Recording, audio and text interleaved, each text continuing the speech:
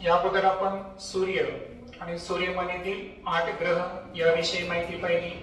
आता सूर्यमालेमध्ये सूर्य आणि 8 ग्रह वगळता अनेक खगोलीय प्रकारच्या वस्तू आहेत, मग ते लघुग्रह असतील, बटुग्रह असतील, धूमकेतू असेल किंवा उल्का असेल। या संदर्भात आपण माहिती पाहू। सर्वप्रथम आहे उपग्रह, विशिष्ट ग्रहाभोवती फिरणाऱ्या खगोलीय वस्तू।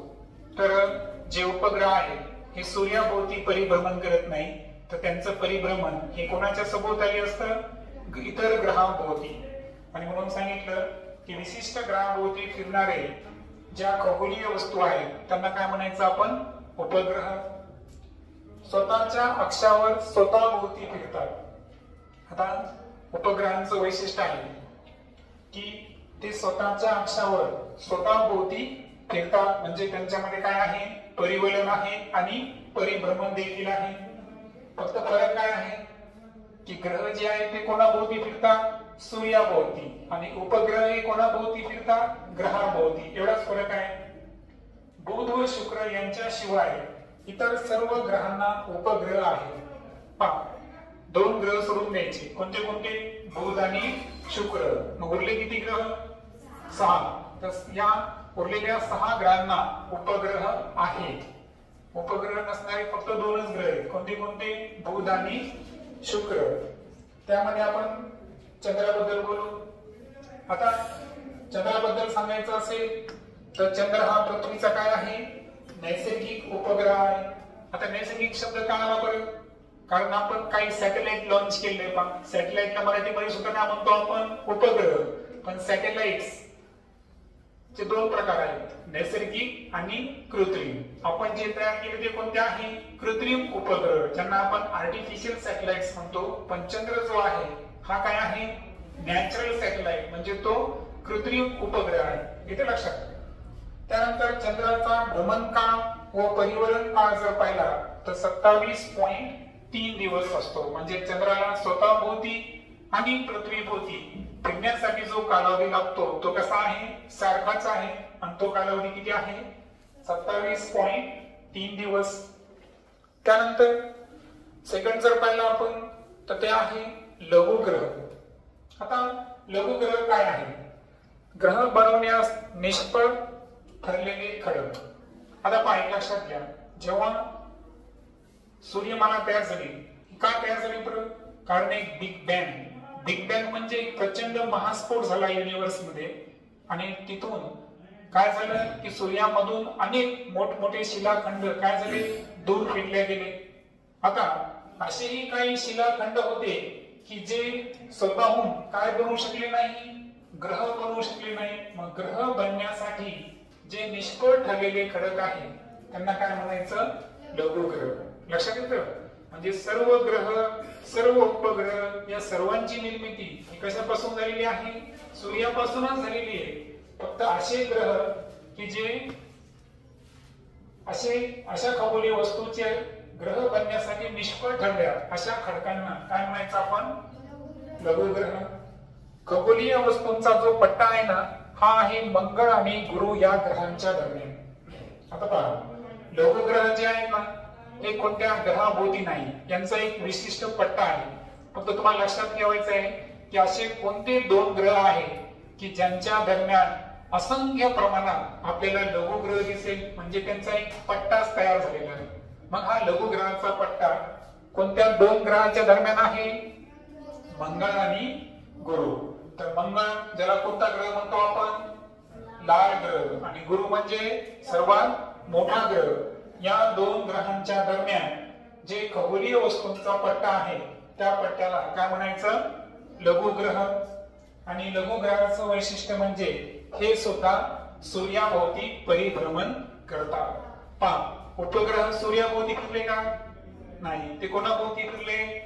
ग्रहाभोवती। मात्र हे जे लघुग्रह आहेत हे जरी मंगळ आणि गुरु ग्रहांच्या दरम्यान यांचा पट्टा असेल, मात्र यांचं वैशिष्ट्य आहे की ते सूर्याभोवती काय करतात? परिभ्रमण करत असतात। त्यानंतरचा पॉइंट बघा आपला बटुग्रह, सूर्याभोवती प्रदक्षिणा घालणारी लहान खगोलीय वस्तू।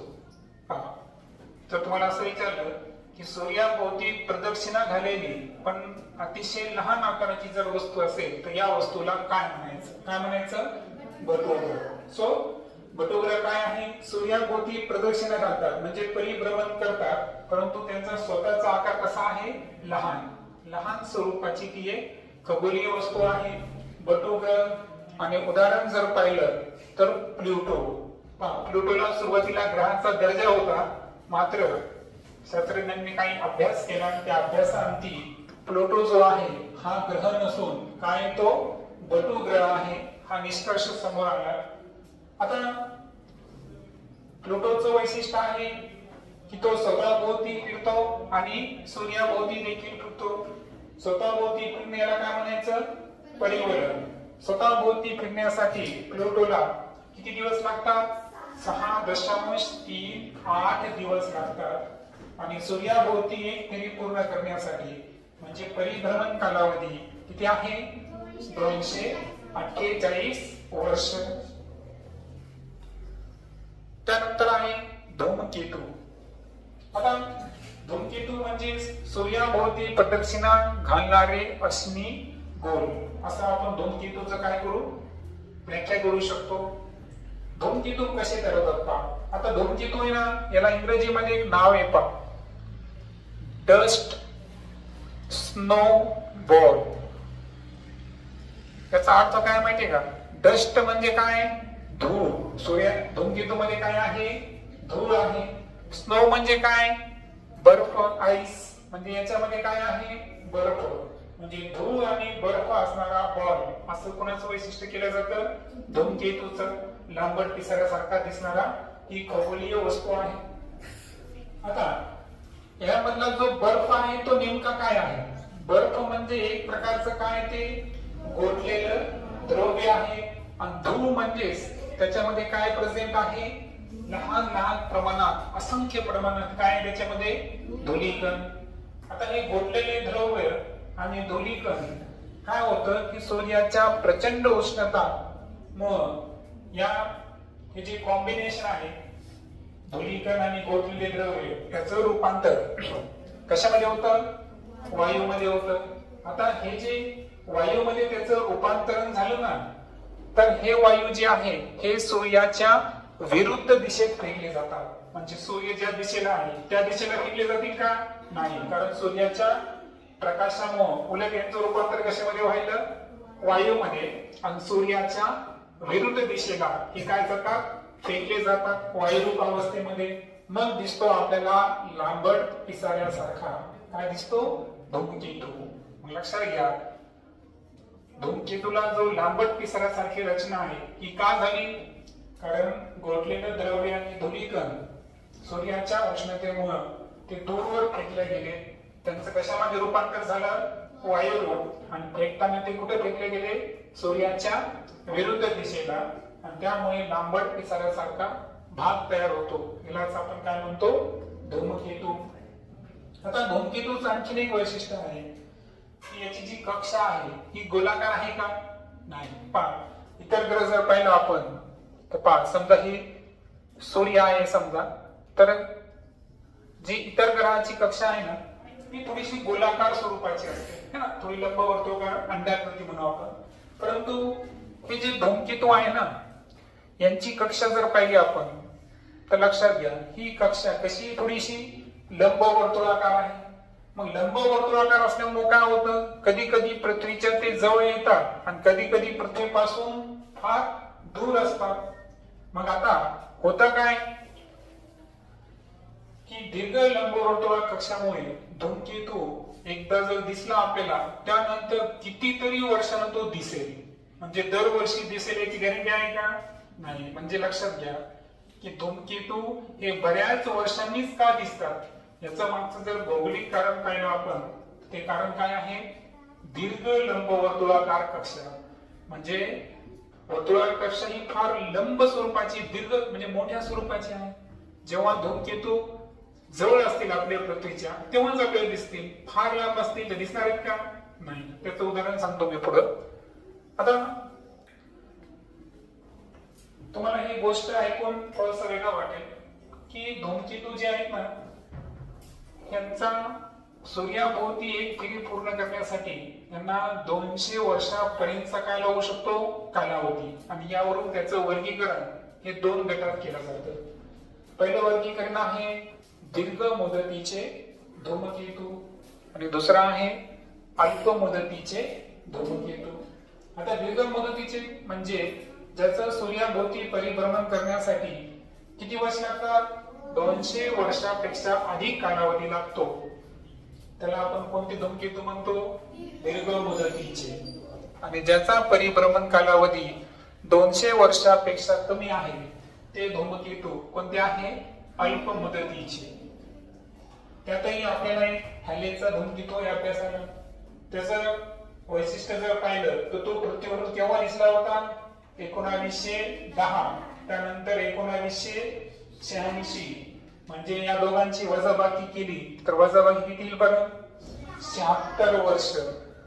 मग आता मला सांगा, हॅलेचा धूमकेतू जर दर 76 वर्षांनी दिसत असेल तर तो दीर्घ मुदतीचा आहे का अल्प मुदतीचा, अल्प मुदतीचा. कारण 200 वर्षापेक्षा जर परिभ्रमण कालावधी कमी असेल तर तो कशामध्ये येतो, अल्प मुदत मध्ये. नाही तर पाहिलं आपण किती वर्षांनी दिसायला, तो दर 76 वर्षांनी. म्हणून हॅलेचा धूमकेतू हा अल्प मुदतीचा धूमकेतू आहे. आता हॅलेच्या धूमकेतूचा केंद्रभाग जर पाहिला आपण तर किती लांब आहे, 16 किलोमीटर लांब. आणि त्याची रुंदी जर पाहिली आपण तर 7.5 किलोमीटर तो काय आहे, रुंद आहे. आणि परिभ्रमण कालावधी आताच आपण कॅल्क्युलेशन काढला तो किती आहे, 76 वर्ष. फायनली पाहू आपण एक शास्त्रज्ञ ज्यांचं नाव आहे फ्रेड व्हिपल. यांचं वैशिष्ट्य असं आहे की धूमकेतूची जी रचना आहे हे विविध घटकाच्या बर्फा समुच्चयाने बनलेली असावी, हा अंदाज त्यांनी बांधला. आताच आपण पाहिलं बर्फा विविध घटक म्हणजे कोण, धुलीकण आणि दुसरं काय आहे, बर्फ. अशा स्वरूपामध्ये धूमकेतू असतात. ही संकल्पना ज्यांनी मांडली ते शास्त्रज्ञ आहे फ्रेड व्हिपल. आता 1950 पर्यंत जर पाहिलं तर फ्रेड व्हिपल यांनी जवळपास किती धूमकेतू शोधले, 6. आणि आताच सांगितलं तुम्हाला की धुलीकण आणि द्रव्य समुच्चय असल्यामुळं, धुलीकणमुळे काय म्हणतो त्याला आपण डर्टी, बर्फ असल्यामुळं स्नो, आणि गोलाकार आकाराचे आहे म्हणून त्याला नाव काय आहे, डर्टी स्नोबॉल. आणि फायनली आहे उल्का. तुटणारा तारा पाहिला कधी आकाशात, रात्री तारा जर असेल तर कधी कधी काही प्रकाश दिसतो आपल्याला, अचानक गायब होतो, तर त्याला काय म्हणतो आपण, उल्कापात. आता लघुग्रहाच्या पट्ट्यातून येणारे शिलाखंड. जर आपल्याला उल्काची व्याख्या करायची असेल, लघुग्रहाचा पट्टा कुठं आहे, कोणत्या 2 ग्रहाच्या दरम्यान, मंगळ व गुरु. यांच्यामध्ये जो लघुग्रहाचा पट्टा आहे तिथून जे लहान लहान शिलाखंड पृथ्वीपर्यंत येतात त्यांना काय म्हणायचं, उल्का. आता लक्षात घ्या, हे जे लहान लहान शिलाखंड आहे ना, हे जर पृथ्वीच्या वातावरणात आले, पृथ्वीवर हवेचं वातावरण आहे म्हणजे इथं काय आहे, हवा. हवा एक काय आहे, माध्यम. हवा काय आहे, हवेमध्ये बरेचसे घटक आहेत. 78% काय आहे, नायट्रोजन. 21% 0.9% आरागॉन आहे. 0.03% कार्बन डायऑक्साइड आहे. इतर काही निष्क्रिय मूलद्रव्ये आहेत. म्हणजे हवा जी आहे या वातावरणामध्ये आलं की हवेमध्ये काय होतं, घर्षण होतं. कशाचं, शिलाखंडाचं. कारण सायन्स मध्ये आपण पाहिलं की एअर रेजिस्ट, एअर मध्ये कोणता फोर्स आहे, फ्रिक्शनल फोर्स. कोणता आहे, फ्रिक्शनल फोर्स. येते लक्षात. हवा जी आहे ती फ्लुइड सुद्धा आहे. फ्लुइड म्हणजे त्याला आपण द्रायू म्हणतो. काय म्हणतो, द्रायू. आणि फ्लुइड जिथं असतं तिथं प्लावक बल सुद्धा असतं. म्हणजे बियॉन्ड फोर्स, ज्याला मराठीमध्ये काय म्हणतात, प्लावक बल सुद्धा म्हणतात. आणि हे जे प्लावक बल आहे किंवा हवेमधले जे घर्षण आहे, तर मला सांगा आता या शिलाखंड जेव्हा पृथ्वीच्या वातावरणातून जातात तेव्हा हवेसोबत त्यांचं काय व्हायलं, घर्षण. घर्षण बलाचं एक वैशिष्ट्य आहे की घर्षणमुळे काय निर्माण होते, उष्णता. आणि उष्णतेमुळे एखादी वस्तू काय होऊ शकते, जळू शकते. म्हणजे शिलाखंडाचं काय होतं, ज्वलन. आणि शिलाखंडाचं ज्वलन झालं की जो प्रकाशमय भाग किंवा तुटलेल्या तारासारखा भाग दिसतो आपल्याला, त्याला काय म्हणायचं, उल्का. येते लक्षात.